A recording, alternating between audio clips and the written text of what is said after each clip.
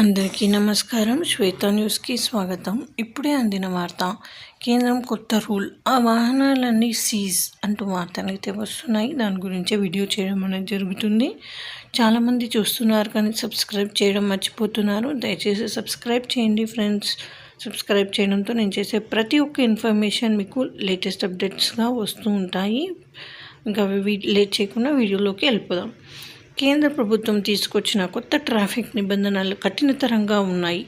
ఈ నూతన రహదారి భద్రతా నిబంధనలు దేశవ్యాప్తంగా ఒక్కో రాష్ట్రంలో అమల్లోకి వస్తున్నాయి. ఈ చట్టాల ప్రకారం రోడ్డు ప్రమాదాలకు కారణమైన వారిపై కఠిన చర్యలు తీసుకునే అవకాశం ఉన్నది. గతంలో మైనర్లు వాహనాలు నడిపి యాక్సిడెంట్లు చేస్తే పెద్దవారికి శిక్షలు పడేలా అధికారులు చర్యలు తీసుకున్నారు. కొత్త చట్టాల ప్రకారం ఇప్పుడు మైనర్ల వాహనం నడుపుతూ పట్టుబడితే ఏకంగా 25,000 రూపాయలు జరిమానా వేస్తారు. అదే కాకుండా దాంతోపాటు 25 ఏళ్ల వయసు వచ్చే వరకు వారి లైసెన్స్ పొందే అవకాశం లేకుండా చేస్తారు. అదేవిధంగా గత జరిమానాలకు ఇప్పటి జరిమానాలకు భారీగా వ్యత్యాసం ఉన్నది.